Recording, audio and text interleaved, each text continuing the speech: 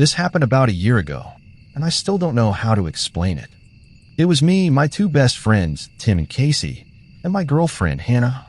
We were all about the same age, 16 or 17 at the time. On a Friday night, we were bored out of our minds, so we decided to go for a walk in this huge, wide-open field just outside our town. The field was about a mile away from the nearest road. Nothing but tall grass and scattered trees. Not a single house nearby. Everyone who lived around here knew about it, but no one really went out there after dark. The place had that kind of reputation, the kind where people said they'd heard things, seen things. At first, it felt like just another normal, quiet night. We were laughing, messing around, and walking in the dark, only the moon to light our path. There was no one else out there. We weren't expecting anything creepy until we heard it. Whispers. It was so soft at first that we thought it was just the wind rustling through the trees. But then, it wasn't the wind. It sounded like actual voices, real voices. Like people talking, but none of us could make out what they were saying. Tim stopped dead in his tracks and looked around. "Did you guys hear that?" We all nodded. Hannah grabbed my arm. "It's coming from over there." She pointed to the other side of the field, where it was too dark to see anything. Casey laughed it off. "Probably just some animals or something." "We're fine." But I didn't feel fine. The voices didn't stop. In fact, they seemed to be getting closer. I swear, I could hear different words, all of us hearing something different. "Get out. Leave. Help." It was like they were talking to each of us personally, but no one was around. That's when Hannah went pale and suddenly fainted. I caught her before she hit the ground. Tim freaked out. "What the hell is happening?" I didn't know, but I knew we needed to get out of there. We dragged Hannah to the edge of the field and back to the road. Tim stayed quiet the whole time, and Casey was still looking around like someone was following us. Once we got home, we checked on Hannah. She was fine, just really shaken up. But we all agreed that whatever we heard out there wasn't normal. None of us could explain it. A couple of nights later, we decided to go back. We took a recorder this time, just in case. We weren't sure what we were going to find, but we needed answers. When we got out there again, it was the same. The whispers came out of nowhere, drifting through the night air. We set up the recorder near the edge of the field, hoping it would capture something. The moment we heard the whispers, we bolted. We didn't stop running until we got back to town. Then we played the recording back. What we heard wasn't what we expected. The voices weren't real. It was a prank. A hidden Bluetooth speaker system had been buried under the grass, connected to a nearby shed. It was set up by the landowner who owned the field. Apparently, he'd been trying to scare off trespassers for years, using the sound of whispering voices to freak people out. It was all on a loop. We were terrified, thinking something was out there with us, but it turns out we were just walking through a setup. Still, I can't shake the feeling that it was too perfect. The timing, the way it felt real. I don't know if I'll ever be able to walk through that field again without hearing those whispers in my head. I was 22 when this happened. Me and 3 of my closest friends decided to take a trip to Uti, a beautiful hill station in India. It's peaceful, green, and the air feels like it comes from another world. We booked a guest house far from the main town. It was the kind of place surrounded by nothing but trees, fog, and silence. No neighbors. No tourists. Just us and the caretaker, an older man who cooked for us every night, then left before it got too late. We had a cozy routine. Dinner together. Sit around a fire in the courtyard. Warm our hands, share stories, laugh, dream. Then we put the fire out, go inside, and sleep. But a few days in, something strange happened. One morning, I woke up unusually early, around 6 a.m. The guest house was still, fogged in. Everyone else was asleep. I stepped outside to get some air, and I noticed the firewood from last night, the one we definitely put out, was still warm. Not just slightly, it felt like someone had rekindled it. I brushed it off. Maybe it hadn't gone out completely. But then it happened again the next morning. And again the day after that. Still, I kept it to myself. Until one evening, while we were talking before bed, one of my friends casually said, "Did anyone else hear footsteps on the roof last night?" We froze. Another friend said, Yeah, and I swear I heard a TV playing downstairs around 2 a.m. I finally told them about the warm fire. That night, we decided to stay up. All four of us upstairs in the dark. Just after 1:30 a.m., we heard it. Footsteps. Careful. Slow. Coming from the floor below us. We didn't move. None of us were brave enough to go check.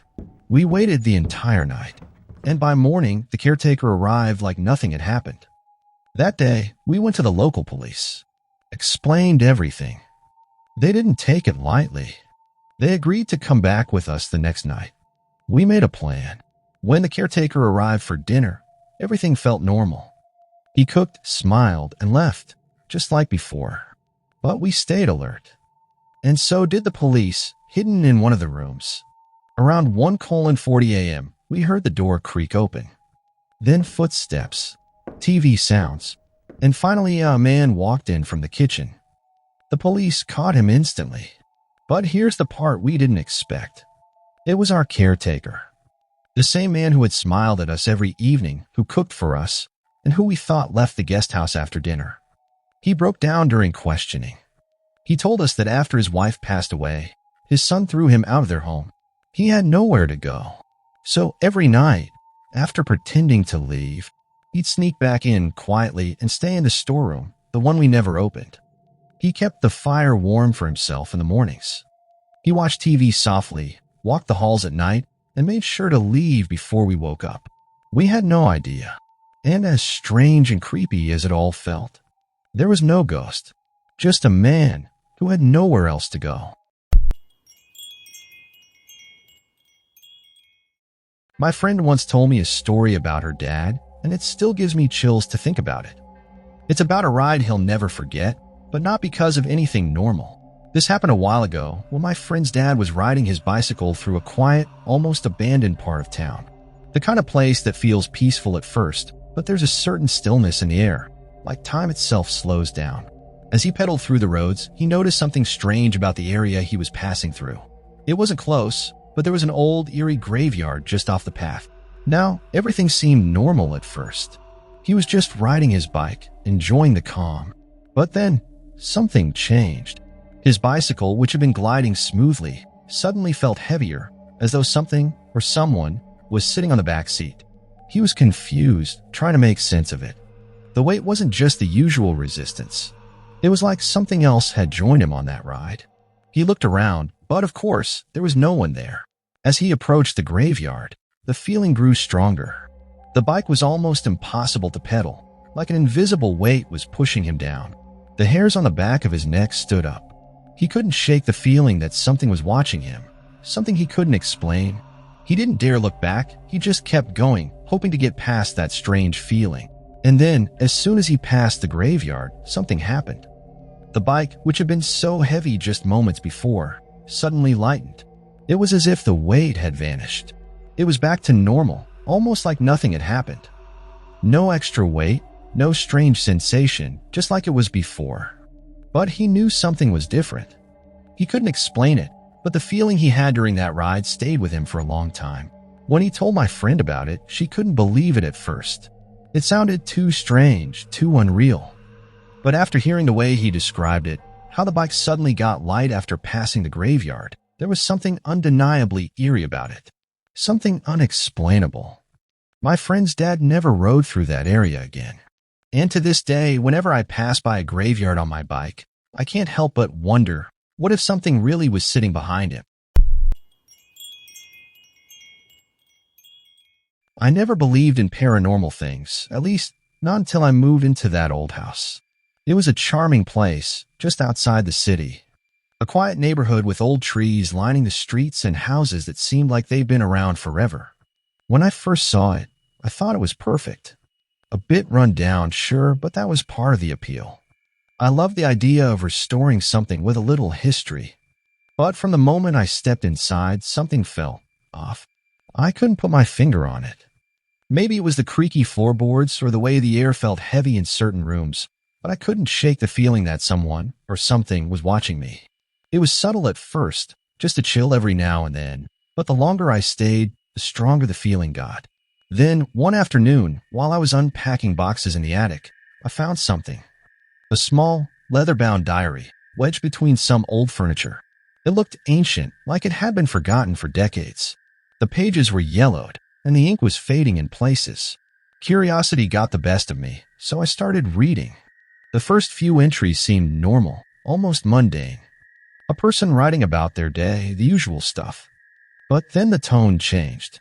I hear the noises again tonight. Soft whispers like voices. I tried to ignore them, but they're louder now, closer. It's not the wind. It's something else. I thought it was just the ramblings of someone who had too much time alone, maybe just a little eccentric. But as I read on, the entries got darker. The noises weren't just whispers anymore. There were mentions of objects moving by themselves, footsteps that followed the writer from room to room, and shadows that seemed to linger in the corners of the house. The more I read, the more uncomfortable I became. The shadows are getting bigger. They watch me at night. I can feel them even when I'm awake. I know they're not real, but why do they feel so real? By now, I was starting to feel uneasy. This sounded like the paranoid thoughts of someone losing touch with reality.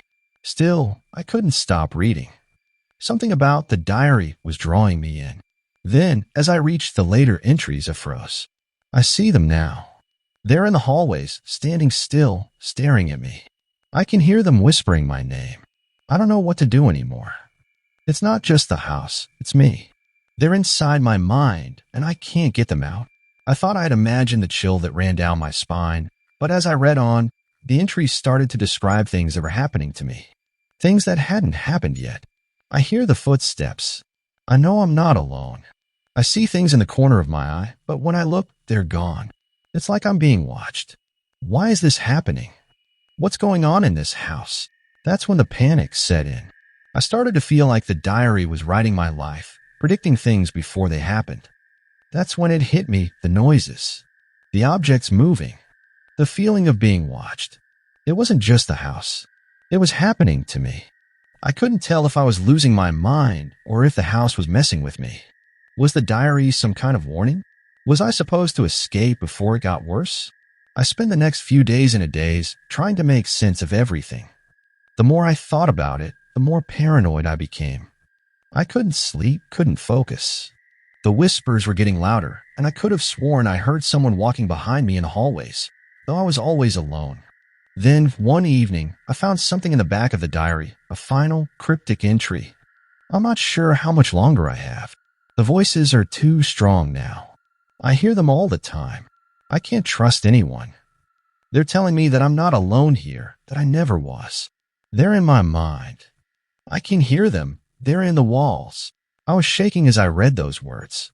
The date on the final entry was only a few days before I had moved in. I couldn't take it anymore. I needed answers. I went to the local library and dug into the house's history. After hours of research, I finally found something, the house's previous owner. His name was Arthur Grayson, and he had lived there alone for years before he mysteriously disappeared. The more I dug, the darker the story became. Arthur had been suffering from a severe mental condition, one that caused him to have intense delusions. He believed that the house was haunted, that something or someone was trying to take over his mind. In the end, the authorities found him in a local asylum, raving about voices and shadows. The diary was never found, and the house was put up for sale shortly after. It all clicked. The diary hadn't been some kind of warning.